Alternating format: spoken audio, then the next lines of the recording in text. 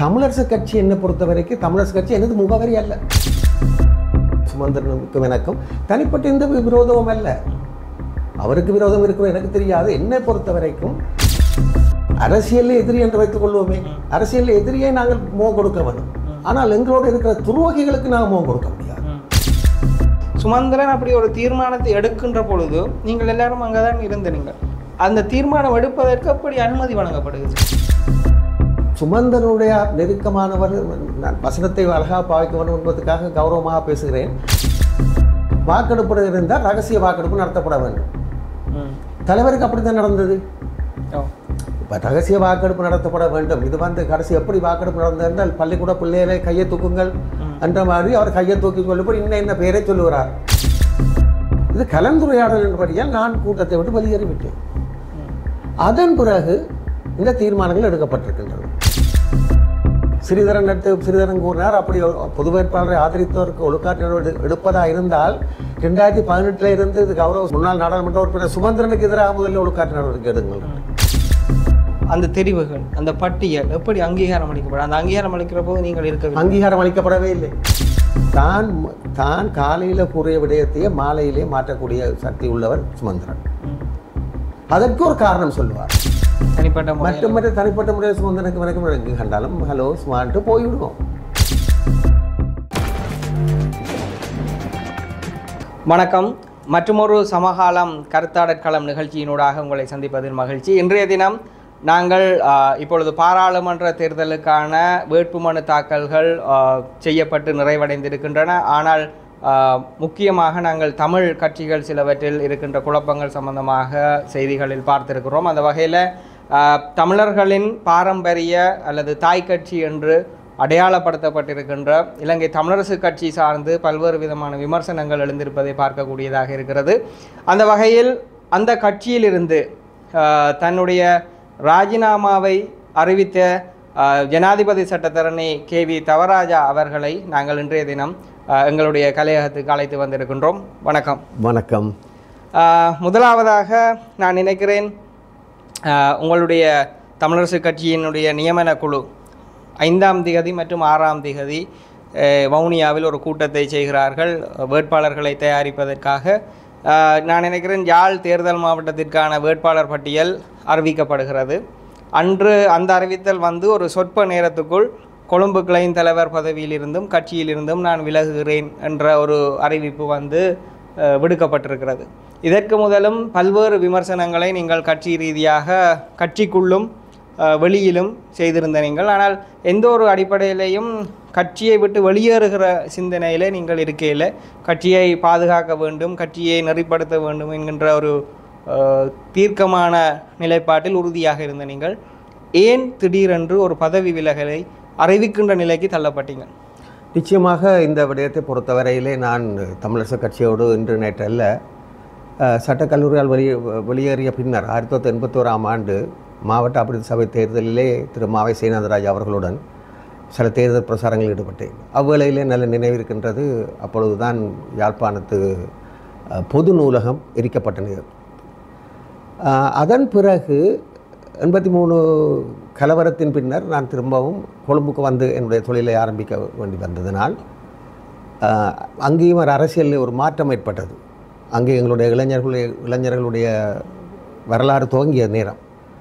அதன் பிறகு நான் கொழும்பில் இருந்து எனது தொழிலை புரிந்துவிட்டு 2009ஆம் ஆண்டுக்கு பிறகு யுத்தம் முடிவடைந்த பின்னர் 2010ஆம் ஆண்டு நினைக்கின்றேன் நான் தமிழரசு கட்சிக்குள் உள்வாங்கப்பட்டு கொழும்பு கிளையின் தலைவராக நியமிக்கப்பட்டேன்.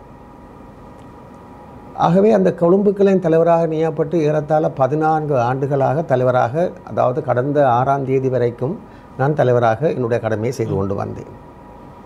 ஒரு முக்கியமான விடயத்தை நான் உறவுகளுக்கு கூற வேண்டும் என்னவென்றால், நான் 2009-10ஆம் ஆண்டு கட்சிக்குள் உள்வாங்கப்பட்டாலும் கூட நான் வெளியேறுந்தனைக்கும் 2024ஆம் ஆண்டு நான் அக்டோபர் மாதம் 6ஆம் தேதி வெளியேறும் வரைக்கும் எந்த பதவியையும் நான் கேட்டது கிடையாது. அது சம்பந்தன் அவர்களுடனோ அல்லது மாவையுடனோ அல்ல கட்சியில் யாரிடமோ எனக்கு ஒரு பதவி தாங்கள் என்று நான் கேட்டது கிடையாது. ஏனென்றால் தமிழரசு கட்சி என்னை பொறுத்த வரைக்கும் தமிழரசு கட்சி எனது முகவரி அல்ல, எனது வாழ்வாதாரமும் இல்லை, எனக்கு ஒன்று தொழில் இருக்கின்றது. ஆகவே அங்கே நான் இணைவதற்கான முக்கிய காரணம் தமிழ் தேசிய பரப்பு, தமிழ் தேசியம் என்ற ஒரே ஒரு காரணத்துக்காகத்தான் அந்த கட்சியில் இணைந்தேன். முக்கியமாக எனக்கு பதவி வேண்டுமா இருந்தால், நாடாளுமன்ற உறுப்பினராக வேண்டுமா இருந்தால், அமைச்சு பெற வேண்டுமா இருந்தால், தேசிய கட்சிகளோட இணைந்து அதுக்கான உரையாடல்கள் எல்லாம் உங்களோட நிறைய நடந்தது. எனக்கு தெரியாதவர்கள் கிடையாது. ஏனென்றால் நான் அதிகமாக பாராளுமன்றத்தில் கடந்த பாராளுமன்றத்தில் இருந்தவர்கள் கூட எத்தனையோ பேருக்கு நான் பேரை கூற விரும்பவில்லை. அவருக்கு நானும் நான் துணைவியாரும் பல வழக்குகள் ஆஜராகி ஏறத்தாழ 43 ஆண்டுகளாக கொழும்பில் இருக்கிறேன். ஆனால் எதையும் கோரவில்லை. ஆனால் கடந்த முறை இது நான் விலகுவதற்கான காரணத்தை கேட்டிருக்கின்றால், நான் கட்சியை தொடர்ச்சியாக நான் பார்த்தேன். நான் நேரடியாக கூறுகிறேன், கட்சிக்குள் ஜனநாயகத்தன்மை அழிந்து கொண்டு தன்னிச்சையான நடவடிக்கைகள் அதிகரித்து போகும் பொழுது நான் இன்று நேற்று அல்ல, நான் கட்சியில் இணைந்த பிறகு நான் நினைக்கிறேன் ஏறத்தாழ 2012 2024 வரைக்கும் நான் கட்சியினுடைய கொள்கைக்கு விரோதமாக, தமிழ் தேசியத்துக்கு விரோதமாக யார் நடந்தாலும் அவர்கள் நடவடிக்கை எடுக்க வேணும், அவர்கள் மீது எடுக்க வேணும் என்று நான் குறிப்பிட்டு பல முறை நான் கடிதங்களை எழுதி அனுப்பியிருக்கிறேன். நான் நினைக்கிறேன் இங்கும் வந்து ஒரு பெட்டியிலே நான் கூறியிருக்கிறேன், இந்த செயல்பாடுகள் தவிர்க்கப்பட வேண்டும், தலைமைத்துவம் வந்து தன்னிச்சையான செயல்பாடுகளுக்கு இடங்களிக்கக்கூடாது என்று மிகவும் மிகவும் எனக்கு தனிப்பட்ட முறையில் நான் நேரடியாக கூறுகிறேன். தனிப்பட்ட முறையில் எனக்கு கௌரவ உறுப்பினர், நாடாளுமன்ற உறுப்பினராக இருந்த முன்னாள் நாடாளுமன்ற உறுப்பினரான சுமந்திரனுக்கும் எனக்கும் தனிப்பட்ட எந்த விரோதமும் அல்ல. அவருக்கு விரோதம் இருக்கிறது எனக்கு தெரியாது. என்னை பொறுத்த வரைக்கும் நான் கொள்கை ரீதியாக அவர் செயல்மெல்லாம் ஒவ்வொன்றையும் கூறிக்கொண்டு போக முடியாது. எல்லோருக்கும் தெரிந்த விடயம். அவர் எங்களுடைய எங்களுக்கு என்னத்திற்காக எங்களுடைய கட்சி உருவாக்கப்பட்டது 49ஆம் ஆண்டு, எங்களுடைய கொள்கை என்ன என்பதை நாங்கள் கவனத்தில் கொள்ள வேண்டும். எங்களுடைய கொள்கை வந்து உரிமைக்காக நாங்கள் போராடி கொண்டிருக்கிறோம், சலுகைக்காக இல்லை. அந்த உரிமைக்காக போராடி, ஜனநாயக ரீதியாக போராடி, அதன் பிறகு 2009ஆம் ஆண்டு 1981ஆம் ஆண்டு நினைக்கிறேன், 81ஆம் ஆண்டு தொடக்கம் 2009 வரைக்கும் ஆயுத ரீதியாக உரிமைக்காக தான் போராடினோம், இந்த சலுகைக்காகவும் இல்லை. 2010க்கு பிறகும் நாங்கள் உரிமைக்காக, அங்கே தான் வித்தியாசம் இருக்கிறது. என்னை பொறுத்தவரையிலே உரிமைக்காக போராடாமல் சலுகைக்காகவும் இணக்க அரசியல் செய்பவர்கள், தேசிய கட்சியோடு இணைந்து போபவர்கள், இவர்களை பற்றி நான் கவலைப்படவில்லை. அவர்களுக்கு எதிராக நான் பேசவும் இல்லை. ஏனென்றால் பேரை கூறினால் என்ன, டக்ளஸ் தேவானந்தா இருந்தால் என்ன, அங்கஜன் ராமநாதன் இருந்தாலும் அவர்கள் மீது நான் குறை கூற முடியாது. ஏனென்றால் அவர்கள் வெளிப்படையாகவே தங்களோட கொள்கை நிலைப்பாடு அது முதல்ல இருந்தால் அப்படியே தான் இருக்கும். ஆக அவர்களுடைய நிலைப்பாட்டை நாங்கள், அது என்னை பொறுத்த வரைக்கும் அரசியலில் எதிரி என்று வைத்துக் கொள்வோமே, அரசியலில் எதிரியை நாங்கள் முகம் கொடுக்க வேணும். ஆனால் எங்களோட இருக்கிற துரோகிகளுக்கு நாங்கள் முகம் கொடுக்க முடியாது. இங்கே துரோகத்தனம் காட்டப்பட்டது, தமிழரசு கட்சிக்குள்ளே துரோகத்தனம். இங்கே கட்சிக்குள்ளே இருந்து கொண்டு சமஷ்டி தேவையில்லை, கைவிட்டு விட்டோம், இப்படி பல விடயங்களை சொல்லிக்கொண்டு போகலாம்.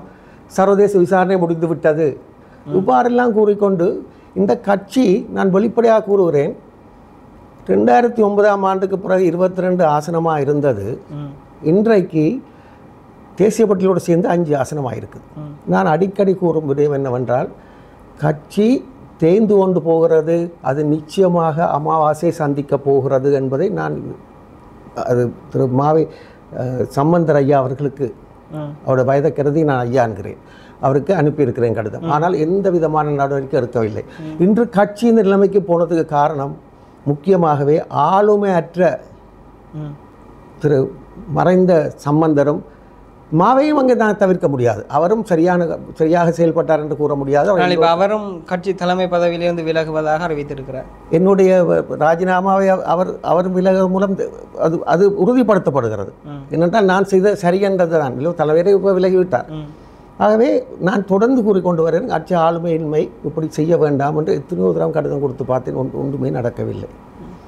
இறுதியாக நான் ஒரு விடயத்தை கூற வேண்டும் என்னவென்றால், அப்படி இருந்து நான் கட்சியிருந்து விலகவில்லை. ஏனென்றால் விலகிறது, நான் நினைத்து பார்த்தேன், 14 ஆண்டுகளாக இந்த கட்சி வந்து தமிழ் தேசியத்தின்பால் யாரும் பிளவிட்டாலும் கூட அவர்களும் மாறி இப்படி போக வேண்டும். ஆனால் அவ்வாறு இல்லை.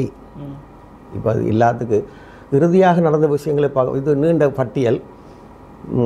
இல்லை நான் ஒரு விஷயத்தை அதில் குறுக்குறேன்னு கூட பதிலுக்குள்ள நிச்சயமாக குறிப்பிட்டு இந்த விஷயம் என்னென்னு சொன்னால் இப்போ ஜனாதிபதி தேர்தல் சம்பந்தமாக 2 நிலைப்பாடுகள் அல்லது 3 நிலைப்பாடுகள் கட்சிக்குள் வந்தது. ஒன்று வந்து தேர்தலில் எந்த விதமான அறிவிப்பையும் செய்கிறதில்லை என்று பேசப்பட்டது. பிறகு ரணில் விக்ரமசிங்கவை ஆதரிப்பது பற்றி கவனம் செலுத்தப்பட்டது. ஆனாலும் கட்சி தீர்மானம் என்று சஜித் பிரேமதாசவை வந்து ஆதரித்தார்கள். அதற்கு அவர் எந்த விதமான காரணங்கள் அந்த பட்டியலை வந்து சொல்லவில்லை என்று உங்களுடைய கட்சிக்காரர்கள் தான் விமர்சிக்கிறார்கள். ஆகவே சுமந்திரன் அப்படி ஒரு தீர்மானத்தை எடுக்கின்ற பொழுது நீங்கள் எல்லாரும் அங்கே தான் இருந்தீர்கள். அந்த தீர்மானம் எடுப்பதற்கு அப்படி அனுமதி வழங்கப்படுகிறது. இங்கே ஒரு விடயத்தை பார்க்க வேண்டும் என்னவென்றால், நல்ல ஒரு கேள்வி.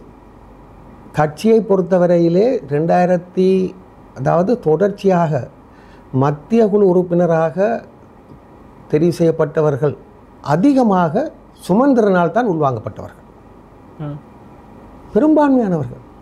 அதற்கு திரு சம்பந்தனும் மாவையும் தலையாட்டி நான் வெளிப்படையாக கூறுகிறேன். சுமந்திரனுடைய நெருக்கமானவர்கள், நான் வசனத்தை அழகாக பாவிக்க வேண்டும் என்பதற்காக கௌரவமாக பேசுகிறேன், தனக்கு நெருக்கமானவர்கள் உள்வாங்கப்பட்டார்கள். ஆகவே அவர் புத்திசாலித்தனமாக அவர் திட்டமிட்டு மத்திய குழுவை பெரும்பான்மை அவருடைய கையில் அவர் படிப்படியாக கட்சியை தன்னுடைய பக்கத்துக்கு எடுப்பதற்காக ஆரம்பத்திலிருந்து வேலை இருந்திருக்கிறார். அவர் திட்டமிட்டு சரியாக கட்சியை கொண்டு வழி நடத்துவதற்காக. ஆனால் பொதுக்குழுவிலே வந்து அவர் நினைத்தார், போன முறை ஜனவரி மாதம் தேர்தல் நடைபெற்ற பொழுது பொதுக்குழுவை நினைத்தார் தனக்கு 200 வாக்குகள் விழும் என்று அவர் வெளிப்படையாக தெரிவித்தார். அதாவது அவர் ஒவ்வொரு நாளும் வடக்கு கிழக்கில் எல்லா இடமும் பிரயாணம் செய்து தன்னுடைய நிலப்பாட்டை உறுதிப்படுத்தி கொண்டு 200 பேர் தனக்கு வாக்களிப்பார்கள் என்ற ஒரு நம்பிக்கையை அவர் தெரிவித்திருந்தார். ஆனால் அவருடைய நம்பிக்கை வந்து துரதிர்ஷ்டவசமாக அவரை பொறுத்த வரைக்கும் அது வந்து ஸ்ரீதரன் அவர்களை பொதுக்குழு அவரை தெரிவு செய்தது. தெரிவு செய்தவுடன் இங்கே பார்க்க வேண்டும், தெரிவு செய்தவுடன் வெளியே வந்த சுமந்திரன் அவரை கட்டியணைத்து கொண்டு நாங்கள் ஒரே அணியாகவே செயல்படுவோம், அதாவது ஸ்ரீதரன் அவர்களுக்கு தேவையான எல்லாத்தையும் நான் செய்வேன், இதுதான் நடுப்பின் உச்சம் இது எல்லோரும் சொல்லிவிட்டு, அதன் பிறகு ஸ்ரீதரனை பார்க்கும் பொழுது மிகவும் ஸ்ரீதரனை பற்றி கூற வேண்டுமாயிருந்தால் அங்கே வெற்றி பெற்ற பிறகு என்னிடம் வந்தார். தனது மகனை அழைத்து கொண்டு என்னுடைய காரியாலயத்துக்கு சேம்பருக்கு வந்தார். வந்து இந்த அரசியல் விடயங்களை பேசும்பொழுது நான் கூறினேன், சுமந்திரனுடைய நிலைப்பாடு என்னவென்றால், நான் வெளிப்படையாக கூறுகிறேன், நான் சொல்லேன் கட்சிக்குள்ளே எல்லோரும் இருக்க வேணும், யாரையும் வெளியேற்றக்கூடாது, நாங்கள் எல்லோரும் வந்து ஒற்றுமையாக ஒன்றாயிருந்து போக வேணும், ஆகவே நீங்கள் சுமந்திரனோடு கலந்து ஆலோசித்து உங்களோட செயல்பாடுகளை செய்யுங்கள் என்று நான் கூறினேன். நான் கூறியதுக்கும் அவர் எனக்கு எதிராக அவர் நடந்து கொண்டதுக்கு நான் பிறகு வருகிறேன் என்று கூறி அதன் பிறகுதான் மத்திய குழு கூட்டம் நடைபெற்றது. மத்திய குழு கூட்டம் நடைபெற்ற பொழுது இவர் கூறினார், நாங்கள் இப்பொழுது 2 அணி. இது கூறியது சுமந்திரன் வெளிப்படையாகவே. எங்கே இருக்கிற கட்சியில் 2 அணி என்றார்.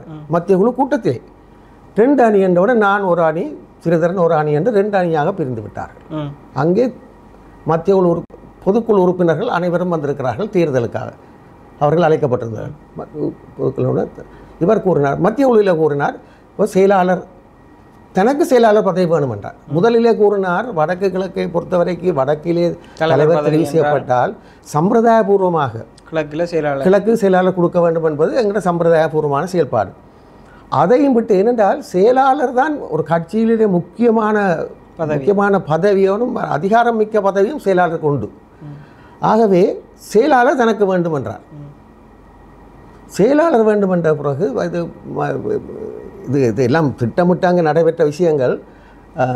ஒரு 3 பேருடைய பெயர்கள் பிரேரிக்கப்பட்டன. இல்லை கிழக்குக்கு தான் கொடுப்போம். அந்த 3 பேரும் வந்து நிச்சயமாக அந்த 3 பேரும் வந்து சுமந்திரனுடைய ஆதரவாளர்கள், நெருக்கமான ஆதரவாளர்கள். 3 பேருடைய பெயர் குறிப்பிடப்பட்டு திருவண்ணாமலையை இந்த குகதாசன் அவர்கள் அங்கே தெரிவு செய்யப்பட்டார். இங்கே விடயம் என்னவென்றால், மத்திய குழுவிலே அவருடைய பொதுக்குழுவிலே அவர் தோல்வியடைந்த பிறகு மத்திய குழுவுக்கு வந்த பொதுக்குழுவுக்கு வந்த பொழுது தெரிவுகள் எல்லாம் வந்த பொழுது பொதுக்குழுவிலே வந்து தெரிவை ஏற்றுக்கொள்ள மறுத்தார்கள். நாங்கள் மத்திய குழுவிலே தீர்மானங்களை எடுத்தாலும் கூட பொதுக்குழு அங்கீகாரம் வேணும், வாக்களிக்கப்பட வேண்டும். அங்கே செயலாளருடைய செயலாளர் தெரிவு செய்ததை கோதாசன் தெரிவு செய்யப்பட்டதை அவர்கள் முழுதாக எதிர்த்தார்கள். எதிர்த்த பிறகு அங்கே ஒரு பேச்சுவார்த்தைகள் 2 பக்கம் போய் ஒவ்வொருத்த கருத்துக்கள் ஓடி மாற்று கருத்துக்கள் கூறப்பட்டு அப்படியே போய்கொண்டிருந்த பிறகு தேர்தல் அது அன்றைய தினம் அடுத்த நாள் நான் நினைக்கிறேன் 27ஆம் தேதியாக இருக்க வேண்டும், ஜனவரி மாதம். மறுநாள் பொதுக்குழு கூறுறதாக இருந்தது. ஆகவே இங்கே அங்கீகரிக்காமல் விட்டவுடன் பொதுக்குழு உறுப்பினர்கள் நியாயமான கோரிக்கை என்னவென்றால், எங்களை தேர்தலுக்கென்று கூப்பிட்டு விட்டு வாக்களிக்கென்று கூப்பிட்டு விட்டு நீங்கள் மத்திய குழு தீர்மானிப்பதாக இருந்தால் அது சரியா? நியாயமான கேள்வி. அதில் ஒரு குழப்ப நிலை வந்தது. குழப்ப நிலை வந்ததும் சீனதராஜ் அவர்கள் கூறினார், நான் இதை நாளைக்கு ஒத்தி வைக்கிறேன் என்று. மகாநாட்டையும் ஒத்தி வைத்து தெரிவையும் ஒத்தி வைக்கிறேன். அப்படி கூறிய பிறகு ஒரு 300 பேருக்கு மேல் வந்திருந்தார்கள். ஒரு 100 பேர் மட்டும் வெளியேறிவிட்டார்கள். ஒத்தி வைக்கப்பட்டதான். வெளியேறின பிறகு திரும்பவும் அதே இதில் இவர்கள் மேலே கீழே இதெல்லாம் நடக்குது. மேலே இருந்து கொண்டு திரும்பவும் சொன்னார்கள் மாவை சீனாதராஜ் அவர்கள், அப்போ வாக்கெடுப்பு விடுவோமா என்று வாக்கெடுப்பு கூடப்பட்டது. ஆனால் செயலாளராக செயல்பட்டவர் எம்ஏ சுமந்திரன். அந்த சத்தியலிங்கம் அவர்கள் வரவில்லை. அவர் தனக்கு சுயினம் காரணம் என்று கூறியிருந்தார், அது வேறு விடயம். ஆனால் அவர் பெறவில்லை. வேறு தான் சுமந்திரன் அவர்கள் தான் அதை தேர்தல் வாக்கெடுப்புக்கு விட்டார். ஏன் அவர் அப்போ சத்தியலிங்கம் வரையில் இவர் துணை செயலாளர் என்று சொல்லுகிறார். அப்போ அவர் அந்த வாக்கெடுப்பை நடத்த ஏன் அங்கே இருந்தவர்கள் யாரும் எதிர்க்கவில்லை அவர் வாக்கெடுப்பு? அதுதான் இப்போ என்ன பிரச்சனை என்றால் நல்ல ஒரு கேள்வி. இந்த கேள்விக்கு என்னால் மறுமொழி கூற முடியாது. என்ன நடந்தது அவர் கூறப்படுது. இவர்கள் திருமாவையும் இருந்தார்கள், எல்லோரும் இருந்தார்கள். ஆனால் எதிர்ப்பு தெரிவிக்கவில்லை. எப்படி வாக்கெடுப்பு? அப்போ நாங்கள் கூறினோம், நானும் கூறினேன், வாக்கெடுப்பு இருந்தால் ரகசிய வாக்கெடுப்பு நடத்தப்பட வேண்டும். தலைவருக்கு அப்படி தான் நடந்தது. இப்போ ரகசிய வாக்கெடுப்பு நடத்தப்பட வேண்டும். இது கடைசி எப்படி வாக்கெடுப்பு நடந்திருந்தால் பள்ளிக்கூட பிள்ளைகளை கையை தூக்குங்கள் என்ற மாதிரி அவர் கையை தூக்கி சொல்லப்போ இன்ன பேரை சொல்லுகிறார். உதாரணத்துக்கு சொல்லு, கந்தசாமி என்னோட கந்தசாமி அவருக்கு வாக்களிக்கிறார். எல்லோருக்கும் தெரியும் தானே, தெரியுதுமென்று அது ஒரு 12 வாக்காளர் வெற்றி பெற்ற அந்த விடயம் மூடப்பட்டது. அதன் பிறகு இந்த தலைமத்துவ பதவிக்காக வேண்டி அதன் பிறகு அது மூடப்பட்டது. அது பிறகு பிரச்சனையாக வந்துவிட்டது. அதுக்கு பிறகு வழக்கு தாக்கல் செய்யப்பட்ட பெரிய நல்ல ஒரு சுவாரஸ்யமான விஷயம் என்று அதன் பிறகு ஒன்றாக இணங்கோ, அதாவது ஒரு அணியாக ஒன்றாக போவோம் என்று சொன்ன சுமந்திரன் தான் 2 அணிகள் என்று சுமந்திரன் தான் 2 அணி என்று சொன்னவர். அதை நினைவில் வைத்துக் கொள்ளவன். பிறகு திடீரென்று பார்த்தால் ஒரு திருவண்ணாமலையிலே ஒரு வழக்கு தாக்கல் செய்யப்படுது.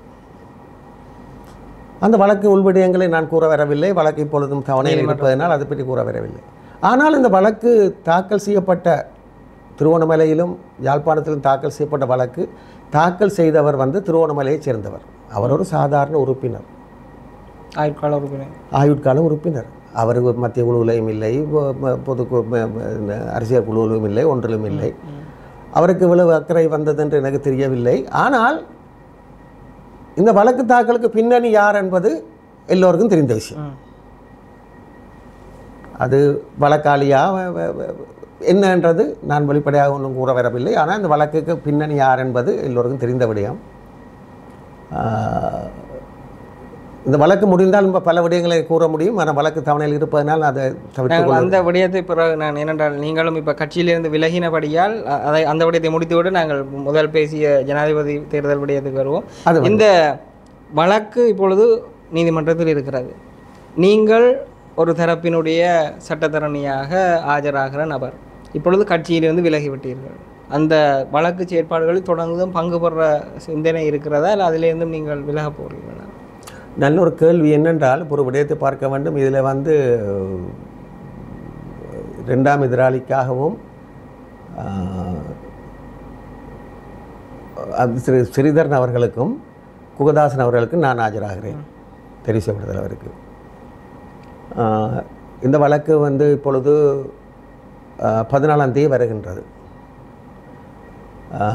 நான் இந்த வழக்கை செய்ததுக்கு 2 காரணம். ஒன்று என்னுடைய தொழில் ரீதியாக சட்டத்தரணி என்ற முறையில் எல்லாமே நான் கட்சிக்கு தானே, இந்த கட்சிக்கும் இளைஞர்களுக்கு அது இதுகள் செய்யும் பொழுது நான் அந்த தொழில் ரீதியாக பார்ப்பதில்லை. அது என்னுடைய கடமையாகத்தான் பார்க்குறேன். நான் என்னுடைய கடமை அது வீட்டுக்குள்ளே இருக்கிறோம். உதாரணத்துக்கு சொல்ல போனால் வளமையாக வந்து 2010ஆம் ஆண்டிலிருந்து 2010 பல கூட்டங்கள், மத்திய குழு கூட்டங்கள் எங்களுடைய வீட்டிலே வைக்கப்பட்டது. அந்த வீடு நான் விற்பனை செய்த பிறகு ஒரு ஹோட்டலில் வைத்தபோது சுமந்திரன் என்ன வந்து கேட்டார், எவ்வளவு செலவென்று சொல்ல முடியுமான்னு. நான் சொன்னேன் அவருக்கு, வெளிப்படையாக சொல்கிறேன், வீட்டிலேருந்து நான் காசு பண்ணுறேன் இல்லைன்ட்டு, வீட்டுக்கு இருந்து நான் காசு பண்ணுறேன் இல்லைன்ட்டு. சரியோ, அதே மாதிரி இந்த தொழில் ரீதியாக இல்லை, நான் ஏற்கனவே கூறியது போல் இதுக்கு முகவரியும் இல்லை, அது வந்து என்னோட வாழ்வாதாரமும் இல்லை. ரைட், அந்த விடயத்தை பிறகு வருவோம். ஆமாம், 14ஆம் தேதி தேர்தலுக்கு என்ன செய்வது என்பதை அவருடைய கலந்து ஆலோசித்து தான் ஒரு முடிவு எடுக்கணும். ஏனென்றால் எனக்கு சட்டத்தரணி என்ற முறையில் ஒரு கடமை ஒன்று இருக்கின்றது. என்னென்றால் என்னுடைய சேவையாளர், என்ற கிளைண்ட், அப்போ அவர் கட்சி ரீதியாக நாங்கள் ஒரு பக்கம் பார்த்தாலும் கூட அவருக்கு செய்ய வேண்டியது என்னுடைய கடமை. அவர் அப்படி நான் கட்சியிலிருந்து விலகிவிட்டேன் என்பது அவர் அது முடிவெடுக்க வேணும்.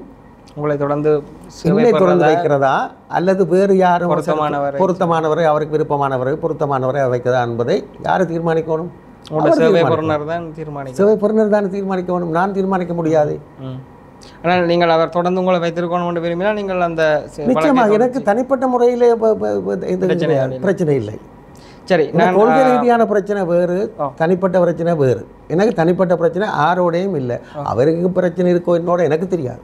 சரி, இன்னும் ஒரு விடயம், நாங்கள் ஆரம்பத்தில் கேட்ட கேள்விதான், இந்த சஜித் பிரேமதாசவை ஆதரிக்கின்ற முடிவு எல்லோரும் இருக்கத்தக்கதாக சுமந்திரனால் எப்படி அந்த மத்திய குழுவை அந்த பக்கமாக திருப்பி அல்லது தன்னுடைய பக்கமாக திருப்பினார் என்று தான் எல்லோரும் குற்றம் சாட்டுகிறார்கள். நீங்கள் சொன்னது போல அவர் படிப்படியாக உறுப்பினர்களை கொண்டு வந்து விட்டார்கள், பெரும்பான்மையானவர்கள் அவர் பக்கம் இருக்கிறார்கள் என்று சொல்வோம்.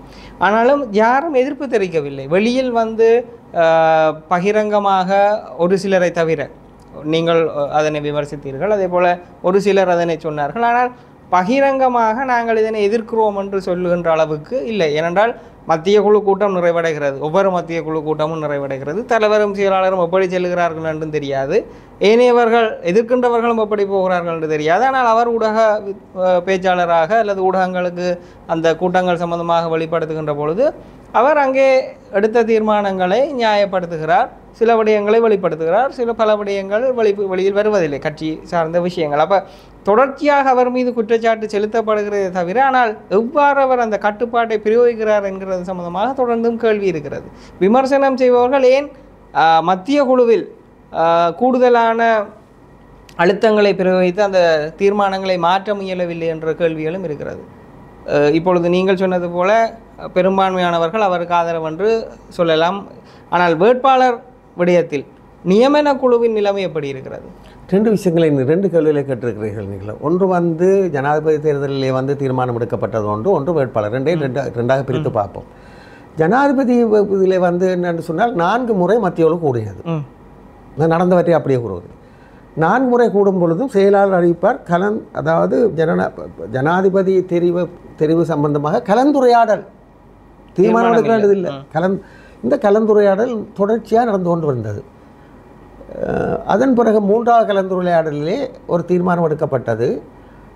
6 பேர் பிரேரித்து அவர்கள் 6 பேர் நியமிக்கப்பட்டு அவர்கள் ஒரு தீர்மானத்தை எடுத்து அவர்கள் கலந்து ஆலோசித்து தேர்தல் விஞ்ஞாபனத்தை சம்பந்தமாக கலந்து ஆலோசித்து ஒரு தீர்மானத்தை எடுப்பது, அறிக்கையை சமர்ப்பிப்பார்கள் மத்திய குழுவுக்கு. அதன் பிறகு தீர்மானம் எடுக்கும். அந்த அறிக்கையை மூன்று பேருடைய, அதாவது 3 வேட்பாளருடைய, பெரும்பான்மை வேட்பாளருடைய தேர்தல் விஞ்ஞாபனம் மேனிஃபெஸ்டோவை பார்த்து இவர்கள் சரி, அது ஒரு குழுவை நியமித்து அந்த குழுவில் வந்து மாயசி நாதராஜா இருக்கிறார், சிவஞானம் இருக்கிறார், ஸ்ரீதரன் இருக்கிறார், சுமந்திரன் இருக்கின்றார், மற்றது நான் நினைக்கின்றேன் கிழக்கிலே சரணோபானம் இருக்க வேண்டும், 6 பேர் என்று நினைக்கின்றேன்.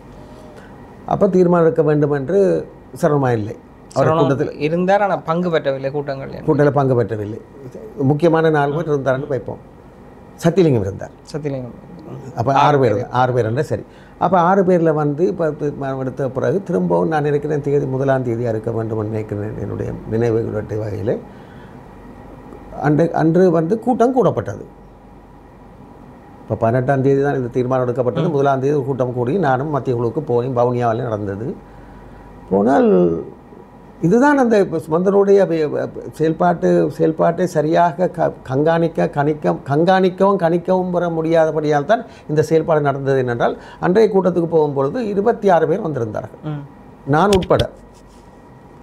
வெளிப்படையாக கூறுகிறேன், அங்கு அன்றைய தலைவர் வரவில்லை, சோயினம் காரணமாக அவர் வரவில்லை.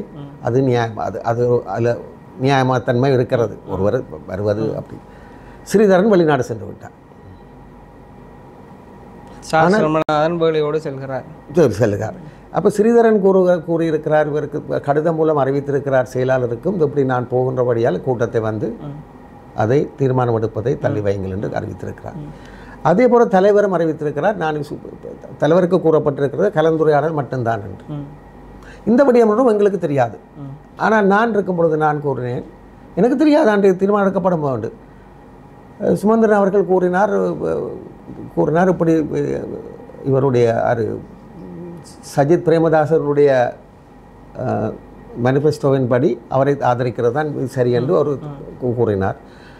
அப்போ நான் எழுந்து கூறினேன், இது கலந்துரையாடலுக்காக அழைக்கப்பட்டது. தலைமைத்துவத்தில் கேட்டேன், சிவி.கே. சிவஞானம், சத்தியலிங்கம், குலநாயகம் எல்லாம் இருந்தார். நீங்கள் தொடர்ச்சியாகவே நீங்கள் செல்கிறீர்கள், கலந்துரையாடல் இன்றைக்கும் கலந்துரையாடல் போட்டிருக்குது, விரைவாக தீர்மானம் எடுக்கப்பட வேண்டும் என்று நான் கூறினேன். ஆனால் அதற்கு எந்த பதிலும் கூறவில்லை, அமைதி காத்தார்கள். நான் பார்த்தேன், இது கலந்துரையாடல் என்றபடியால் நான் கூட்டத்தை விட்டு வெளியேறிவிட்டேன். அதன் பிறகு இந்த தீர்மானங்கள் எடுக்கப்பட்டிருக்கின்றன, அவருக்கு ஆதரிக்கிறேன்னு சொல்லி. ஆனால் அங்கே என்னவென்றால் இந்த தீர்மானம், அதாவது அவர் இந்த கையை உயர்த்தும்படி. ஆனால் அன்றைய தினம் வெளிப்படையாக கூறுவதாக இருந்தால், அன்றைய தினம் சுமந்திரனுடைய ஆதரவாளர்கள், அதாவது நெருக்கமானவர்கள், அவருடைய நெருக்கமானவர்கள் அனைவரும் வந்திருந்தார்கள். அவர்கள் எல்லோரும் சேர்த்து நான் நினைக்கிறேன் 26 பேர், 25 விட்டால் 25 அவருடைய ஆதரவாளர்கள் எல்லாம் கையை உயர்த்தி அவர்கள் முடித்து விட்டார்கள் அன்றைய தினம். அதன் பிறகு பிறகு இந்த விடயம் வெளியே இந்த விடயம் தெரிய வந்த பிறகு நான் வெளிப்படையாகவே கூறியிருந்தேன், இது தீர்மானம் எடுக்கிறேன்னு சொல்லி. அதாவது திட்டமிட்டு சரியாக நடைபெற்றிருக்கிறது. அவரும் இல்லை, இவரும் இல்லை, ஒருவரும் இல்லை, எதிர்க்கிறது அங்கே ஆட்கள் இல்லை. ஏனென்றால் என்னை பொறுத்தவரைக்கும் வெளிப்படையாக கூறுகிறேன் என்றால், அங்கே அதிகமாக இருக்கிற அங்கத்தவர்கள், மூத்த அங்கத்தவர்கள் கூட இதில் என்னென்றால் கட்சி கொள்கையை பற்றியோ அல்லது தமிழ் தேசியம் பற்றியோ தமிழ் தேசியமோ கட்சி கொள்கை இல்லை. அது வெளிப்படையாக தங்களுடைய அரசியலுக்காக கூறப்படுதே தவிர, தமிழிசை கட்சியில் உள்ள தமிழிசை கட்சி மத்திய கொள்ள இருக்கும் அதாவது மூத்தவர்கள் கூட, இளையவர்களை விடுவோம், அவர்கள் பதவிக்காக தங்களுடைய ஒரு பதவிக்காக இப்பொழுது மாகாண சபை தேர்தல் வரப்போகிறது, உள்ளூராட்சி தேர்தல் வரப்போகுது என்று அவர் பதவிக்காக, அது அவர்களை நாம் பிள்ளை சொல்ல வரவில்லை. ஆனால் மூத்தவர்கள் அவர்களும் கதிரைக்காக, அவர்கள் கண்ணுக்கு கதிரை, வெளிப்படையாக நான் கூறுகிறேன், கதிரை மட்டும்தான் தெரிகிறது. தமிழ் தேசியத்துக்காக ஆயிரக்கணக்காக லட்சக்கணக்காக எவ்வளவு தூரத்துக்கு நாங்கள் நொந்து போயிருக்கின்றோம்.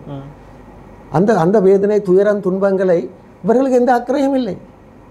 ஆனால் இப்போ உங்களோட கருத்தின்படி பார்க்கின்ற பொழுது ஒவ்வொரு தீர்மானங்களும், இப்பொழுது சஜித் பிரேமதாஸ் என்ற தீர்மானமாக இருக்கலாம், அல்லது நான் நியமன குழுவை பற்றியும் கேட்டிருந்தேன், நீங்கள் அதையும் சொல்லுகிறேன்.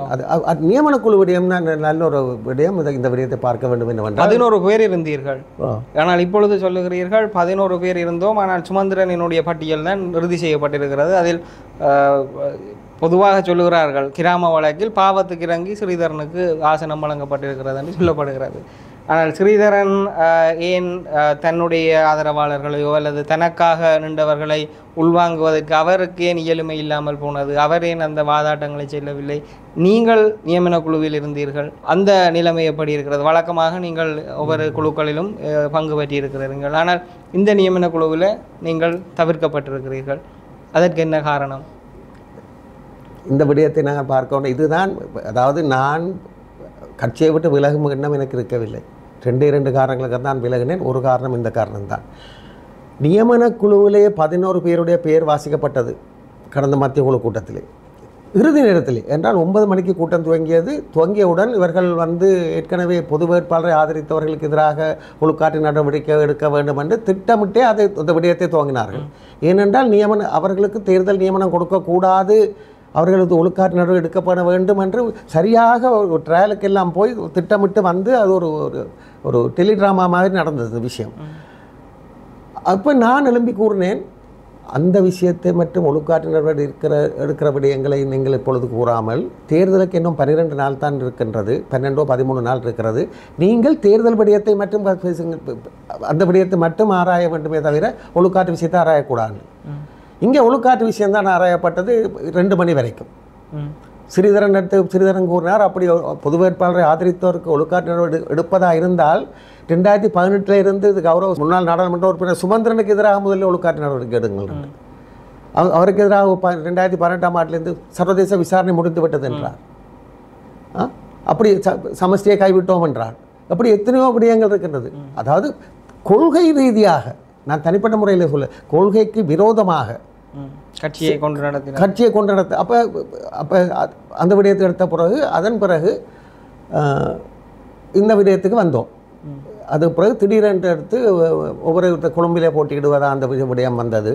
நான் சொன்னேன், கொழும்பிலே நான் போட்டியிடவில்லை, சரியோ, ஆனால் அங்கே போட்டியிடுறதுக்கு தயாராக இருக்கின்றார்கள் என்று அங்கே வந்திருந்த ரத்னவடிவேல் என்றவரை கூட்டினேன்.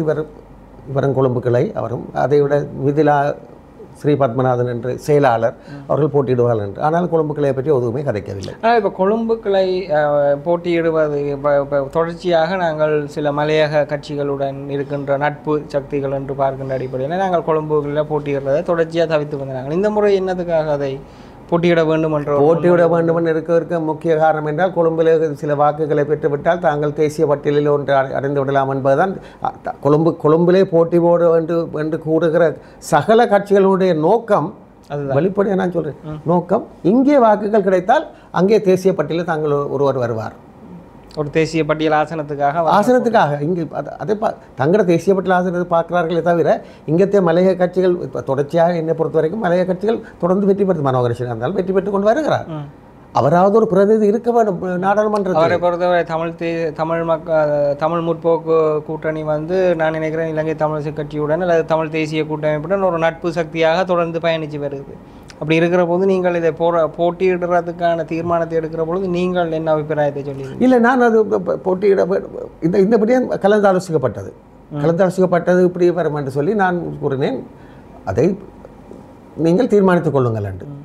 சரியோ, என்னை பொறுத்த வரைக்கும் என்ன சொன்னால், எனக்கு நன்றாக விளங்கியது, என்னால் கடந்த முறையும் 2020ஆம் ஆண்டு தேர்தலையும் போட்டியிட இருக்கும் பொழுது போட்டியிடவென்று என்னடா தமிழ் எங்களுடைய கொழும்பு கிளையை பொறுத்த வரைக்கும் போட்டியிட வேண்டும் என்று சில அங்கத்தவர்கள் விருப்பம். அது சாதாரணமாக விடயம் தானே. ஆனால் இந்த விடயத்தை திரு மனோகரன் அவர்களுடைய விடயத்தை பொறுத்த வரைக்கும் அவர் வருகிறபடியால் போட்டியிடவில்லை என்றால் கடந்த முறையும் தீர்மானிக்கப்பட்டது. இந்த முறையும் அந்த நிலைப்பாடு தான், கொழும்பு கிளையில் போட்டியில்லை. அதனால்தான் நான் ஊர்காத்துறை கிளைக்கு போட்டியிடுவதற்காக விண்ணப்பித்தேன், அல்லது கொழும்பு கிளையில் நின்றிருப்பேன். எனக்கு கூறினார்கள், திருவண்ணாமலை கிளையை தருவதாக கூட ஒருவர் என்ன கேட்டார், பேரை சொல்லவில்லை. திருவண்ணாமலை நீங்கள் கண்டெஸ்ட் பண்ணுறீங்களான்னு நான் கூறுறேன், இல்லை எங்களுக்கு தெரியும் தானே, நாங்கள் என்ன எங்களே பாவிக்கிறதுக்கு பார்த்தார்கள், அது நாங்கள் இடம் கொடுக்கவில்லை. ஆக இந்த விசேடமான என்ன அம்சம் என்னால்னா, இந்த ஒரு 11 பேரோட பேர் வாசிக்கப்பட்டது. கடைசி நேரம் 4 மணி நெருங்கி விட்டது. ஞாயிற்றுக்கிழமை மத்திய குழு கூட நான் 11 பேருடைய பேர் வாசிக்கப்பட்டவுன்னு இப்போ இந்த பேரையும் இல்லை அதுவும் இல்லை. அப்போ நான் எப்படி கேட்டேன், மாவசிநாத ராஜாவும் கேட்டேன், இந்த 11 பேருடைய பேர், அதாவது ஒரு 5-10 நிமிஷத்தில் அந்த விஷயம் முடிக்கப்பட்டது. 11 பேரிடம் இல்லை என்று சொல்லி கருக்க. அப்போ நான் கூறினேன், இப்படி நான் முக்கியமாக வைச்ச என்னுடைய கருத்து என்னவென்றால், நீங்கள் 11 பேரில் தேர்தலில் போட்டியிடுகின்ற எல்லாரும் உறுப்பினர் சாணக்கியன், சுமந்திரன், ஸ்ரீதரன் தேர்தலில் போட்டியிடுகிறவர்கள். தேர்தலிலே போட்டியிடுபவர்கள் வந்து தெரிவுக்குழுக்கு அவர்களே அவர்களே அங்கத்துவம் பெற்றிருந்தால் எனக்கு நானே நீதிபதியாக முடியாதே. ஆனால் வழக்கமாக தமிழரசு கட்சியில் அதே பாணி தானே, தாங்களே போடுவார். அது அப்பயும் நான் கூறினேன். அதை விட நான் கூறினேன், மட்டக்களப்பிலே 4 பேருக்கு கொடுக்கப்பட்டிருக்கிறது. தெரிவுக்குழுவில் 4 பேருக்கு கொடுக்கப்பட்டு, ஆனால் கொழும்பு கிளையில் ஒருத்தருக்கும் கொடுக்கல. ஒரு மாவட்டம் கொழும்பு, ஒரு மாவட்டம், ஒரு கிளையும் கொடுக்கல. ஆகவே இந்த விடயங்களை நான் வைத்த பொழுது திரு சுமந்திரன் அவர்கள் கூறினார், இந்த விடயம் இப்பொழுது நேரம் போகிறது தானே, நாங்கள் திரும்பவும் இந்த விடயத்தை பற்றி பேசுவோம் என்று. ஆனால் திரும்பவும் பேசப்படவும் இல்லை. அது ஒரு தீர்மானம். அது விசேடமாக ஒரு தெரிவுக்குழுவை தெரிவு செய்தால், ஒரு தெரிவு செய்கிறதுக்கு முதல் அந்த குழுவை நீங்கள் சிபாரிசு செய்தால் ஒருவர் முன்வழிய வேண்டும், மற்றவர் வழிமொழிய வேண்டும். அந்த நடைமுறை இல்லை. அப்போ யார் அந்த பேரை கொண்டு வந்து வாசித்தது? கட்சியில் பேரை வாசித்த செயலாளர். இப்போ என்ன விடயம் என்றால், இப்போ செயலாளர் சுமந்திரனுடைய வழிநடத்தில் தான் செயல்படுகிறார். அதில் எந்த மாற்று கருத்து நான் கூற விரும்பவில்லை. வழிநடத்தில் செயல்படுகிறார். ஏன்னா செயலாளருக்கும் என்ன உதாரணமாக கடந்த முறை உங்களுக்கு நல்லா எல்லோருக்கும் தெரியும். கடந்த முறை 2020ஆம் ஆண்டும் இது சுமந்திரனுக்கு தெரியும். செயலாளரை வைத்து எவ்வாறு காய் நகர்த்த வேண்டும் என்பது அவருக்கு நன்றாக தெரியும். கடந்த 2020ஆம் ஆண்டு துரைராஜசிங்கம் தான் செயலாளராக இருந்தார். என்னுடைய பேர் முதலாவது பெயராக தேசிய பட்டியலில் போடப்பட்டது. என்னை அழைக்கப்பட்டு நானும் சென்று பார்த்து முதலாவது என்று சொல்லிவிட்டார்கள். மாவை சீனாதராஜா கூறினார். நான் வந்துவிட்டேன். அதன் பிறகு மாவை சீனாதராஜா வந்த பிறகு தேர்தல் முடிவடைந்தது. மாவை சீனாதராஜா தோல்வியடைந்தார். அதற்கிடையிலே வந்தவர்கள் என்னுடைய பெயரை நீக்கிவிட்டு, வரலாற்றில் இது ஒரு முக்கியமான விஷயம் என்னென்றால், நீக்கிவிட்டு அம்பிகா சட்குணநாதன் என்ற ஒரு இளம் சட்டத்தரணியை உள்வாங்கப்பட்டது. 10 வருடமாக இருந்த பார்ட்டியிலிருந்த பிரசிடென்ட் கவுன்சிலை ஒதுக்கிவிட்டு அம்பிகா சட்குணநாதனை உள்வாங்கினார். பெண்களுக்கு பிரதித்துவம் கொடுப்பது என்ற கதை பிறகு வருகிறேன். உள்வாங்கி போட்டு அவரை உள்வாங்கின பிறகு அப்பொழுது நான் கோல் எடுத்து கேட்டேன். இவரிடம் மாவையிடம் கேட்டேன். என்னை துணைவியார் மிகவும் ஆத்திரமடைந்து துணைவர் கேட்டார், இப்படி என்ன பெயரை நீக்கி போட்டு இது என்ன விடயம் நடந்தது? இல்லை அது 2வது 3வதாக போட்டாலும் நாங்கள் அந்த நேரத்தில் தெரிவு செய்யும் பொழுது நாங்கள் தெரிவு செய்வோம் என்று மாவை கூறினார். அது நடக்கக்கூடிய விஷயம் இல்லை. இல்லை, முக்கிய விடயம் என்னவென்றால் தேர்தல் முடிந்து விட்டது. தேர்தல் முடிந்த பிறகு ஒரு ஆசனம் கிடைத்தது. இந்த தேசிய பட்டியல் கிடைத்தது திரு கலையரசன் தவராசாவுக்கு வழங்கப்பட்டது இறுதியாக. ஏனென்றால் மாவைக்கு வழங்கக்கூடாது என்ற ஒரே ஒரு கருத்தில் தான். மாவை பாராளுமன்றம் வந்துடக்கூடாது, வந்தால் தனக்கு தலைமைத்துவம் தாங்க முடியாது தலைவர். மாவை தோல்வியடைவதற்கும் சுதந்திரம் முக்கியமான காரணம். ஆனால் ஒரு பாராளுமன்றம் வரக்கூடாது என்பதும் அவருடைய ஒரு எண்ணப்பாடாக இருந்தது. அந்த அடிப்படையிலே கலையரசன் தவராசாக கொடுக்கப்பட்டது. தேர்தல் முடிந்த நாள் கொடுக்கப்பட்ட நாளிலிருந்து இன்று வரைக்கும் நான் வெளிப்படையாக கூறுகிறேன், கலையரசன் தவராசா ஒரு அது தேர்தலுக்கு, அதாவது பாராளுமன்றம் செல்வதற்கு முந்தி இருந்த கலையரசன் அல்ல. ஏதோ ஒரு அடிமைத்தனம் அவரிடம் காணப்படுகிறது. வெளிப்படையாக நான் கூறுகிறேன். இது ரெண்டாவது என்ன வாக்குறுதி வழங்கி அது கொடுக்கப்பட்டது எனக்கு தெரியவில்லை. ஆனால் மாவைக்கு தெரியாது. நான் இந்த விடயத்தை அடுத்த முறை மத்திய குழு வரும்பொழுது நான் கூறுகிறேன், இது நடந்த பிழை. அரசியல் யாப்பிலே தெளிவாக கூறப்பட்டிருக்கிறது. என்ன தேர்தல் திணைக்களத்தோடு தொடர்படுபவர் செயலாளர். ஆனால் அரசியல் யாப்பிலே கூறப்பட்டிருக்கு செயலாளர் எப்பொழுதும் தலைவரை கலந்தாலோசித்துத்தான் கட்சி யாப்பில் இருக்கு. எங்க கலந்தளிச்சது? அப்போ அதை நான் கூறிய பிறகு எனக்கு தெரியாது, தலைவருக்கு தெரியாது. அந்த விடயத்தை நான் விட்டு நான் கேட்டேன், உங்களுக்கு தெரியாது தானே என்று. ஆனால் அவருக்கு உண்மையாக தெரியாது. அப்படி செய்தவர். ஆனால் இந்த முறையும் எனக்கு நன்றாக தெரியும், இந்த முறையும் தேர்தலிலே தோல்வி அடைந்தால் தானே செயலாளரை கொண்டு தன்னுடைய பெயரை உள்வாங்கி தானே பாராளுமன்றம் போகிற கூட சூழ்நிலையும் காணப்படுகிறது. ஏனென்றால் எப்படியாவது நாங்கள் நியமன குழு விஷயத்துக்கு, அதாவது உங்களோட பெயர் நியமன குழுவில் உள்வாங்கல் என்றதுடன் பாடியிருந்தோம். அதுக்கு பிறகு அந்த தெரிவுகள், அந்த பட்டியல் எப்படி அங்கீகாரம் அளிக்கப்படும்? அந்த அங்கீகாரம் அளிக்கிற போது நீங்கள் இருக்க அங்கீகாரம் அளிக்கப்படவே இல்லை. மத்திய குழுவிலே இந்த பட்டியலை கூறியது பிறகு அப்புறம் நான் கூறுகிறேன், நடந்த விஷயத்தை கூற வேண்டும். மாவையிடம் கேட்டேன், 11 பேரை போடப்பட்டிருக்கிறது, 9 பேர் ஒரு பக்கம் இருக்கிறார்கள். அவர்கள் சரியாக கணக்காக. அப்போ என்னிடம் கூறுகிறார் மாவை, அது செயலாளர் எனக்கு காட்டினார், அதுக்கப்புறம் சுமந்திரன் காட்டப்பட்டது, அது அவ்வளவு தெரிவு செய்யப்பட்டது என்று தெரியாது. 11 பேரில் 9 பேர். இன்றைக்கு விசேடமான விஷயம், முக்கியமான விஷயம் நான் கூறுகிறேன். அந்த இப்போ தேர்தல் இப்போ தெரிவு செய்யப்பட்டிருக்கிறதானே வடமாகாணத்திலே 9 பேர் தெரிவு செய்யப்பட்டிருக்கிறது. 9 பேரிலே நீங்கள் அந்த பட்டியலிலே பார்த்தால் ஸ்ரீதரனை விடுவோம், சுமந்திரனுக்கு எதிரானவர் என்று அது எதிரான விடுவோம். 8 பேரும் இன்றைக்கு 8 பேரும் வந்து 8 பேரும் சுமந்திரனுடைய சுமந்திரன் தன்னுடைய வெற்றியை உறுதிப்படுத்த வெளிப்படையாக நான் கூறுகிறேன். அவர் தன்னுடைய வெற்றியை உறுதிப்படுத்துவதற்காகத்தான் இந்த எண்முறை கொண்டு வந்து போட்டிருக்கிறார் 8 பேரை. 7 பேரை அவர் இல்லாமல் 9. சிறிதனை தவிர்த்தால் 8 பேர். அது சுமந்திரன் 7 பேரையும் கொண்டு வந்து அவர் போட்டிருக்கிறார் தன்னுடைய வெற்றியை உறுதிப்படுத்துவதற்கு.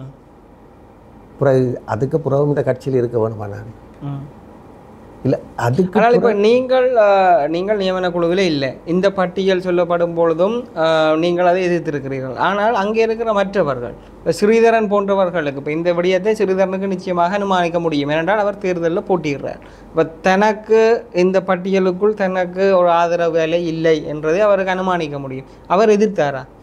இந்த விடயத்தை மீண்டும் அது கலந்தாலோசிக்கப்படும் என்று கூறியதனால் அவங்க எதிர்ப்பு தெரிவித்தால் நான் கவனிக்காமல் நான் கூறக்கூடாது. 1-2 பேர் அதிகமானவர்கள் அமைதி காத்தார்கள். ஏனென்றால் அவர் பட்டியல் தயாரித்தது வந்து ஏற்கனவே இன்னாக்கள் பட்டியலில் வாரன்றது அவைக்கு தெரியும். இது வந்து மத்திய குழு கூடும் பொழுது நான் சில விடங்களை கூற வேணும். இப்பொழுது நான் ஏற்கனவே கூறியது போல ஏற்கனவே எல்லாம் கதைத்து விட்டு வந்து தான் மத்திய குழு கூடப்படுது.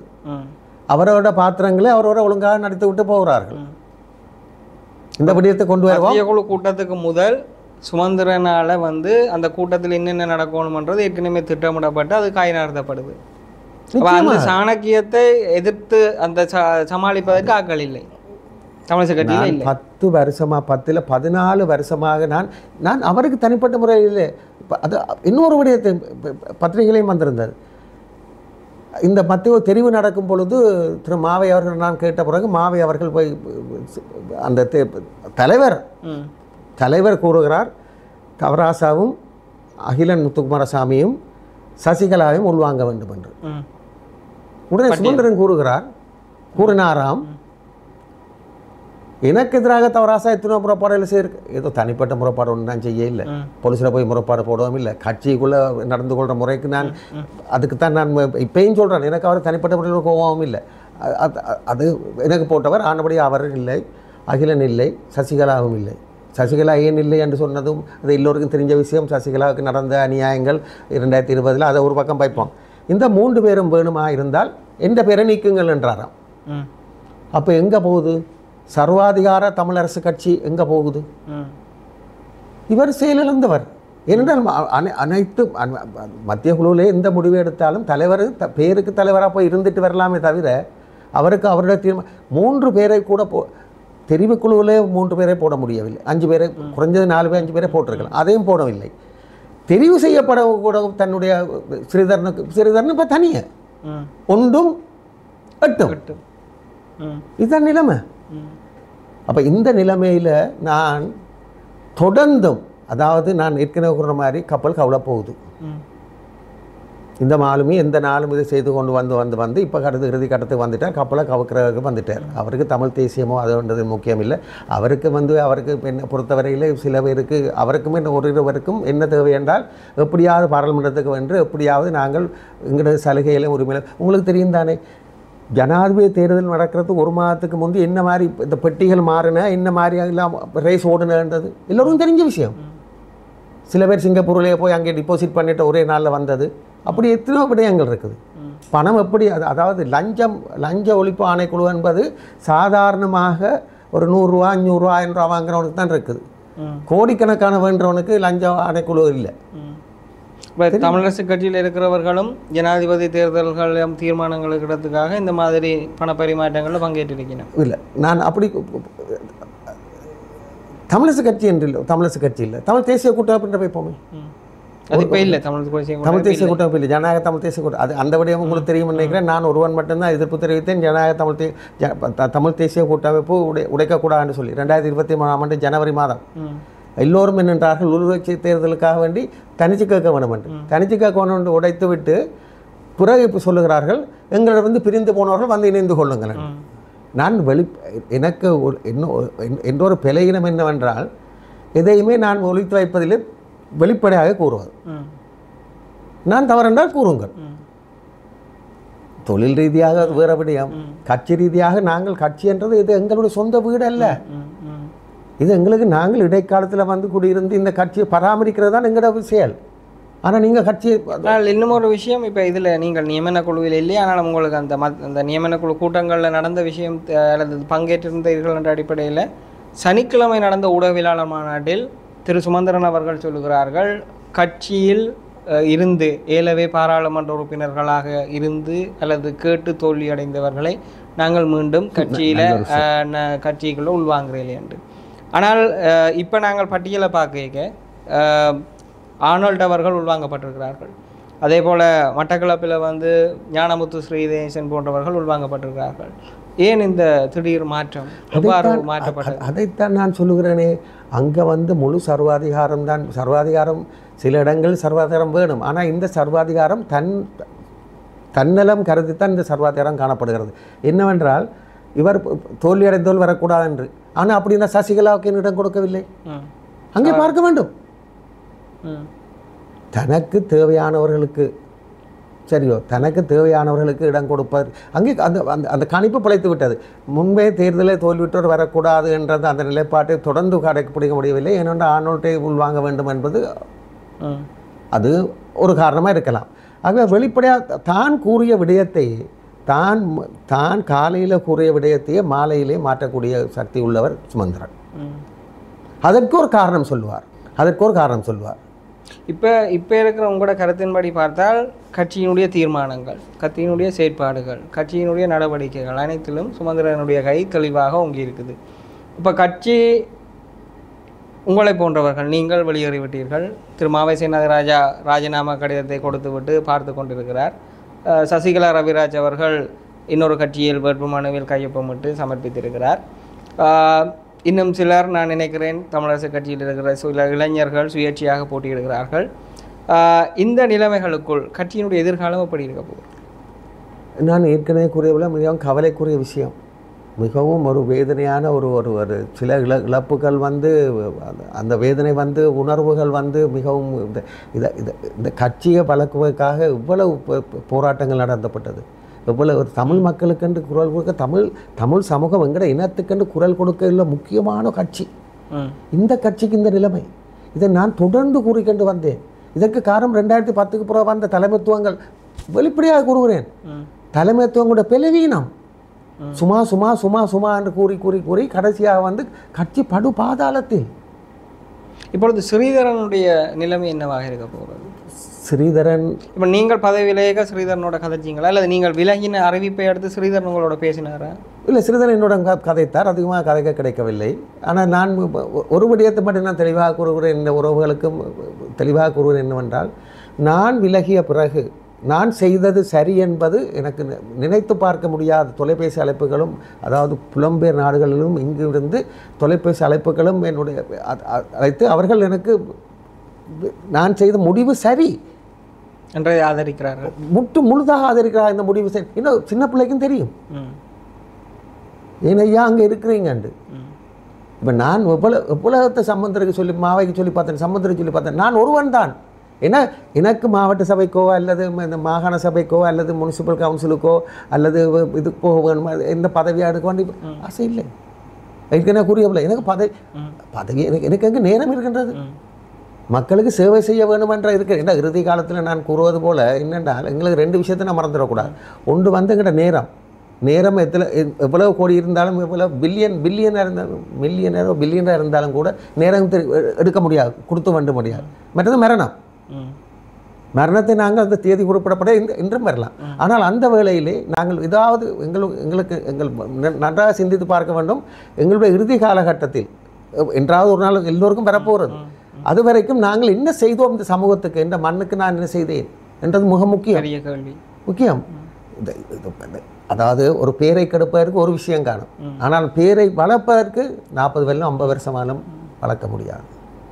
இப்பொழுது நான் நினைக்கிறேன் வேட்பு மனுக்கள் நிறைவடைந்திருக்கின்றன. நீங்கள் சுயேட்சை குழு ஒன்றை தயாரித்திருக்கிறீர்கள். நீங்கள் அதில் தலைமை வேட்பாளராக இருக்கிறீர்கள். அதில் ஒரு தமிழரசு கட்சியில் என்று இப்பொழுது சொல்லப்படுகிறது. தமிழரசு கட்சியில் இருந்து அல்லது அங்கே வாய்ப்பு வழங்காதவர்கள், சரவணவன் போன்றவர்கள் வெளியேறியிருக்கிறார்கள். இந்த அணி என்ன நோக்கத்தை நோக்கி அல்லது எண்ணத்திற்காக அல்லது தமிழரசு கட்சி எங்களுக்கு வாய்ப்பு வழங்கவில்லை என்ற ஆதங்கத்தில் இந்த தேர்தலை எதிர்கொள்கிறதா, அல்லது தமிழரசு கட்சிக்கு ஒரு பாடம் படிப்பிக்க வேண்டும் என்று தேர்தலை எதிர்கொள்கிறதா, அல்லது தமிழரசு கட்சி பெற்றுக்கொள்கிற வாக்குகளை கணிசமாக உடைப்பது அல்லது பழி தீர்ப்பது என்ற நோக்கத்தில் களமிறங்கிறதா? நிச்சயமாக ஒரு நல்ல கேள்வி என்னென்றால், இந்த விடயத்தை பொறுத்த வரைக்கும் தமிழ் தேசியம் உடைந்து சிதறப்பட்டு விடக்கூடாது, தமிழ் தேசியம் பாதுகாக்கப்பட வேண்டும் என்ற ஒரே நோக்கம்தான் இந்த கட்சி. நான் நிச்சயமாக கூறுகிறேன், நான் போட்டியிட வேண்டும் என்ற எண்ணம் எனக்கு இருக்கவில்லை. ஆனால் இன்று காலை இங்கே வரத்துக்கு அரை மணி நேரத்துக்கு முன்னர் தான் நான் ஓம் என்று கூறினேன். ஏனென்றால் புலம்பெயர் தமிழ் என்கிற உறவுகளும் இங்கே இருக்கும் உறவுகளும் அவர்கள் நிச்சயமாக நீங்கள் போட்டியிட வேண்டும் என்ற ஒரு வற்புறுத்தல் நான் இவ்வளவு குறிப்பார்த்தேன். இதில் இல்லை, நீங்கள் போட்டியிட வேண்டும் என்று மிகவும் அவருடைய வேண்டுகோளை தவிர்க்க முடியாமல் உதாசீனம் செய்ய முடியாதபடியத்தான் நான் ஓம் என்று கூறினேன். இந்த விடயங்களை கேட்டேன். இன்னைநாக்கள் வருகிறார்கள், சரவணமான் வருகிறார், அகிலன் முத்துக்கோவாக இருக்கின்றார், மற்ற முன்னாள் கட்சி எங்களுடைய கட்சியில் இருந்த விலத்தப்பட்ட விமலா ஒரு உங்களுக்கு தெரியும் நினைக்கிறேன், பெண் பிரதித்துவம் கொடுப்பேன் சொல்லி போட்டு 2020ஆம் ஆண்டு நளினியையும் கொண்டு வந்து இன்னொரு கொண்டு வந்தார். இப்பொழுது கொண்டு வந்திருக்கிற பெண் பிரதித்துவம் 2 பேரும் ஆரண்டே தெரியாது, சுரேகாண்டு கண்ணால் தெரியாது. இந்த 2 பெண்கள் ஒவ்வொரு தேர்தலுக்கும் புதுசு பெண்கள் வந்து விடுகிறார்கள். ஆக இந்த பெண் பிரதித்துவத்தால் இப்பொழுது எங்களோட மகளிர் அணி வந்து மிகவும் ஆதங்கப்பட்டு நியாயம் வருஷக்கணக்காக இருப்பவர்கள் ஒதுக்கப்பட்டு பகிரங்கமாக விமர்சிக்கிறார்கள். அதுதான் விமர்சிக்கிறாங்க. அதைத்தான் சொன்னேன், தமிழரசு கட்சியை வந்து சுமந்திரன் அன்கோ என்ற ஒரு கம்பெனி, பிரைவேட் கம்பெனி ஆக்கப்பட்டு விட்டது. அந்த கம்பெனியில் டிரெக்டருக்கு நான் விரும்ப இல்லை. அல்லது யாருமே ஒரு சொன்னாலும் நீங்கள் விலகி இருக்க தேவையில்லை, இருந்தால் தானே அவருக்கு இருக்கிறதுக்கு அது இருக்கும். அதாவது அது என்னுடைய கேள்வியாகவும் இருந்தது. இப்பொழுது எல்லோரும் அவர் தவறு செய்கிறார், கொள்கையை சிதைக்கிறார், கட்சியை சிதைக்கிறார், தான் தோன்றித்தனமாக செய்கிறார் என்று சொன்னால் அந்த கட்சியில் இருக்கின்ற ஏனையவர்கள் அதனை எதிர்த்து அதனை போராடி அந்த கட்சியை நெறிப்படுத்துவதற்கு அதற்கான வியூகங்களை வகிப்பதை தவிர்த்து வெளியேறி செல்வது எவ்வளவு தூரம் உசிதமானது. தொடர்ச்சியாக நானும் 14 வருடங்களாக என்ன முழு முயற்சியை நான் ஏற்கனவே கூறியது போல எந்தவித எதிர்பார்ப்பும் இல்லாமல் செய்யக்கூடியது எல்லாம் செய்தேன். ஆக நான் வந்து பாராளுமன்றம் வந்துவிடக்கூடாது, எனக்கு ஒரு பதவி கிடைத்து விடக்கூடாது என்றதில் சுமந்திரன் இன்று நேற்றில் 2010ஆம் ஆண்டிலிருந்து மிகவும் ஆர்வமாக இருக்கிறார். எனக்கு தெரியவில்லை, எனக்கு அவருக்கும் தனிப்பட்ட எந்த விதமான முரண்பாடும் இல்லை. ஆனால் அவருக்கு நான் வந்துடக்கூடாது என்றதில் இன்னும் என்ன எனக்கென்ன புரிந்து கொள்ள முடியவில்லை. ஆனால் அவர் இருக்க வேணும், அவர் தொடர்ந்து சில பிள்ளைகள் இருந்தால் அல்லது 2 ஜனாதிபதி சட்டத்தரணிகளுக்கு இடையில் ஒரு போட்டி என்று சொல்லலாமா? இல்லை, ஒரு விடயத்தை நான் கவனத்தில் கொள்ள வேண்டும் என்னவென்றால், தமிழ் வரலாற்றிலேயே வந்து குயின் கவுன்சிலாக வந்தது 2 பேர் தான். ஒன்று வந்து எஸ்.ஜே.வி. செல்வநாயகம், அவர் சிவில் வழக்கில் செய்தவர். அடுத்தது வந்து ஜி.ஜி. பொன்னம்பலம் கிரிமினல் வழக்கு செய்தவர். அதன் பிறகு தமிழரசு கட்சியிலே பிறந்து 2 ஜனாதிபதி, ஒன்று சுமந்திரன், ஒன்று நான். சரியோ? ஆகவே என்னை பொறுத்த வரைக்கும் நான் இப்பயும் சொல்லுகிறேன், அவர் அவரை நாங்கள் சுமந்திரனை பொறுத்த வரைக்கும் அவருடைய முடிவுகள் வந்து எல்லாம் தமிழ் தேசியத்துக்கு எதிரான முடிவுகள் எடுப்பதற்கு எதிராக நான் குரல் கொடுக்குறேனே தவிர தனிப்பட்ட முறையில் சுமந்திரனுக்கு வரைக்கும் எங்கு கண்டாலும் ஹலோ சுமான்ட்டு போய்விடுவோம். அது நான் நினைத்தேன், அந்த நீங்கள் ஜிஜி மற்றும் எஸ்.பி. செல்வநாயகத்தை சொன்னது போல அந்த ஒரு உரைக்குள் 2 வாள்கள் இருக்க முடியாதுன்றது போல இந்த ஜனாதிபதி சட்டத்தரணிகள் இருவருக்கும் இடையில் ஒரு போட்டித்தன்மை இருக்கிறது. அதுதான் தனிப்பட்ட ஒரு ஈகோ பிரச்சனையை உருவாக்குறது. நிச்சயமாக ஈகோ பிரச்சனை நான் நினைக்கின்றேன். என்னை பொறுத்த வரைக்கும் அவருக்கு நான் எந்த விதமான இதுவும், அவர் ஒரு சிவில் வழக்கிலே ஒரு சிறந்த சட்டத்தரணி, அது வேறு விடயம். ஆனால் சட்டத்துறையில் சிவில் வழக்கிலே அவர் நாங்கள் எதிரியை இருந்தாலும் மதிக்கத்தான். உங்களுக்கு தெரிந்த சரத் பொன்சேகா சென்று இறுதியாக என்ன கூறினார் திரு பிரபாகரனை பற்றி, அதுதான் முக்கியம். பிரபாகரன் ஒழுக்கம் வந்து இந்த வரைக்கும் அது ஒரு எடுத்துக்காட்டாக இருக்குது தானே, அதுதானே முக்கியம். மற்றதெல்லாம் விடுவோம். அப்படி அந்த கட்சிக்குள்ளே இது இன்றைக்கு சிதறி நான் விலகி சென்றது சரி என்றது மாவை சேனாதிராஜா 2 நாட்களிலே ராஜினாமா செய்கிறார். அதன் மூலம் அவர் அப்போ என்னுடைய முடிவு என்ன, இது தொடர்ந்து இருக்க முடியாது. மற்றவர்களை பேர் சொல்லி நான் குறை சொல்ல வரவில்லை. ஒவ்வொருவருக்கும் ஒவ்வொரு எதிர்பார்ப்பு. ஒவ்வொருக்கு சிஎம் வரணும், ஒருவருக்கு ப்ரொவின்சியல் கவுன்சில் வந்து அமைச்சராக வேணும், அப்படி எதிர்பார்ப்பு. அந்த இது தனிப்பட்ட நலன்களுக்காக பிழையாக இவர் இதை கூறினாலும் இது சில படங்களில் வர மாதிரி தான், இதை கூறினாலும் ஒன்று மூன்று என்றாலும் ஐயா சொல்கிறது சரி, அந்த மாதிரி நிலைப்பாட்டில் தான் இப்போ கட்சி இருக்கிறது. சரி, இறுதியாக உங்களுடைய இந்த சுயேட்சை பயணம் ஒரு புதிய கட்சியை உருவாக்க போகிறதா அல்லது தொடர்ந்து அரசியலில் இருக்குமா இல்லை இந்த பாராளுமன்ற தேர்தலோடு நின்றுடுமா? இல்லை, தொடர்ந்து அரசியலில் இருக்கும். இது என்றால் ஒரு மாற்று எவ்வாறு அது இயங்க போகிறது, என்ன இயக்க போகுதுன்னு சொன்னால் என்னை பொறுத்த வரைக்கும் என்னுடைய எனது நிலைப்பாடு என்னவென்றால், இந்த கட்சி ஜனநாயக தமிழரசு கூட்டணி என்ற பெயரில் இயங்க போகின்றது. ஆனால் இது தேர்தலுக்கு மட்டும் வருவதில் பொது கட்டமைப்பு போல தேர்தலுக்கு வந்துவிட்டு முடிகிற விஷயம் இல்லை. அது தேர்தலுக்கு வந்துட்டு முடிஞ்ச விஷயம் சரி, அந்த நோக்கம் அதுதான். அதாவது ஜனநாயக ரீதியாக இவ்வளவு பேர் தமிழ் உணர்வாளர்கள் இருக்கிறார்கள், ஒருங்கிணைக்கிறது. ஆகவே அதுபோல இதையும் நாங்கள் தொடர்ச்சியாக இதுக்கு இப்பொழுது தமிழரசு கட்சி என்ற ஒன்று இன்னும் இருக்க போகிறதில்லை. அது இந்த தேர்தலோடையே முடிஞ்சுவிடும். அப்போ நாங்கள் தமிழ் தேசியத்தை பாதுகாக்க வேண்டுமா இருந்தால், தமிழ் மக்களுடைய உரிமைகளுக்கு குரல் கொடுக்க வேண்டுமா இருந்தால் நாங்கள் ஒற்றுமைப்பட வேண்டும். அது எல்லோருடைய வேண்டுகோளும் அடிப்படையிலே தான் நான் இப்பொழுது ஓம் என்று சொல்லி இணைந்திருக்கிறேன். என்ன தமிழரசு கூட்டணி. ஆனால் இதனுடைய எதிர்கால பயணம் அரசியல் கட்சியாக தொடரும். நிச்சயமாக அது கூட்டுக்களை வைத்துக் கொள்வதற்கு முயற்சிக்குமா இல்லை தனி வழியில் தான்? இல்லை, அது இப்போ நாங்கள் அனைவரும் கதைத்தேன்டா எல்லோருமே இப்போ அதாவது தேசிய பற்றுள்ளவர்கள் தான் இப்பொழுது எங்களுக்கு இதில் இந்த கட்சியில் இப்பொழுது ஒன்றாக இணைந்து ஒரு போட்டியிடுகிறார்கள். சகலருமே ஒவ்வொரு துறையிலே வல்லவர்கள், ஒவ்வொரு துறையில் வல்லவர்கள். அவர்கள் பேசி இது என்ன கவலைக்குரிய விஷயம் என்றால், என்ன தெற்குக்கு என்ன வேணுமோ அதை நாங்கள் அதை அழகாக செய்து முடித்து விட்டார்கள். தமிழரசு கட்சியை இல்லாமல் பண்ண வேணுமென்றது தான் நான் இப்போ விடுதலை புலிகளையே பிரித்தவர் தானே ரணில். இப்பொழுது தமிழரசு கட்சி எத்தனை பிரிவாக போயிட்டது. எனக்கு நான் 2010ஆம் ஆண்டு போனது பிறகு 2024க்குள்ளே நான் நினைக்கிறேன் எத்தனை பேர் விலகி சென்று விட்டார்கள், விலக்கப்பட்டார்கள். கஜேந்திரகுமார் ஆரம்பித்தார். கஜேந்திரகுமார் ஆரம்பிக்கப்பட்டு அது இன்னொரு முடியத்தையும் சொல்ல, சிவகரனும் அனந்திக்கும் நான் தான் ஒழுக்காட்டுக்குள்ளே இருந்தேன். நான் ஒழுக்காட்டுக்குள்ளே இருந்து நடவடிக்கை எடுக்க வேண்டாம், இவர்களுக்கு ஒரு ஒரு ஒரு ஒரு எச்சரிக்கை மன்னிப்பு கொடுத்து எடுப்போம்னு சொல்லி. ஆனால் அவர் விழுத்தப்பட்டார்கள். இளைஞரணி தலைவர் திறமையானவர்கள். ஒவ்வொரு அதாவது சுமந்தனுடைய இது என்னென்றால், தனக்கு எதிராக செயல்படுவார்னு தெரிந்துவிட்டால் அவரை எப்படியாவது ஒதுக்கிவிட வேண்டும் என்ற தலைவர் கூட ராஜினாமா கொடுத்துட்டு போகிறோன்ற இந்த வயசில் என்ன நடக்குது? ஒரு பிரைவேட் கம்பெனியில் கூட அப்படி நடக்காது. தொடர்ந்து அங்கே இருக்க முடியாத அதாவது இது செய்தது எனக்கு மன நிறைவை தருது. தொடர்ந்து நான் அங்கே இருப்பேனா இருந்தால் இன்னும் நெருக்கடிகளை சந்திச்சோம். நல்லது. நாங்கள் இன்றைய நிகழ்ச்சியில் குறிப்பாக இலங்கை தமிழரசு கட்சியிலிருந்து வெளியேறி ஜனநாயக தமிழரசு கூட்டணி என்கின்ற புதிய கட்டமைப்பை ஸ்தாபித்திருக்கின்ற அல்லது அதற்கு தலைமையேற்று செயற்படுவதற்கு முனைந்து கொண்டிருக்கின்ற இந்த பாராளுமன்ற தேர்தலில் அவர்கள் தனித்து போட்டியிடுகின்றார்கள்.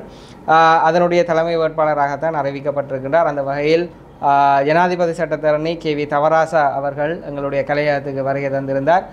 தமிழரசு கட்சி பற்றிய பல்வேறு விதமான கருத்துக்களையும் உள்ளகத்தில் நடைபெற்ற விடயங்களையும் பகிர்ந்திருந்தார். இத்துடன் நாங்கள் இந்த நிகழ்வினை நிறைவுக்கு கொண்டு வருகின்றோம். இது பற்றிய பல்வேறு விதமான உரையாடல்கள் இருக்கின்றன. தமிழரசு கட்சி சம்பந்தமாக பல்வேறு விதமான விமர்சனங்கள், அதேபோல் இவருடைய கருத்திற்கு பதில் கருத்துக்களும் இருக்கின்றன. நாங்கள் அவற்றையும் அடுத்து வருகின்ற நிகழ்வுகளில் ஆராய்வதற்கும் உங்களோடு பகிர்ந்து கொள்வதற்கும் தயாராக இருக்கின்றோம் என்று கூறி இந்த நிகழ்வுக்கு அவருடைய நெருக்கடியான சூழலிலும் வருகை தந்ததற்கு நாங்கள் மிக்க நன்றிகளை தெரிவித்துக் கொண்டு நாங்கள் இந்த நிகழ்வை முடிவுக்கு கொண்டு வருகிறோம். இந்த நிகழ்வுக்கு என்னை அழைத்தமைக்கு நன்றி தெரிவித்து வணக்கத்தை தெரிவித்து முடித்துக் கொள்கிறேன்.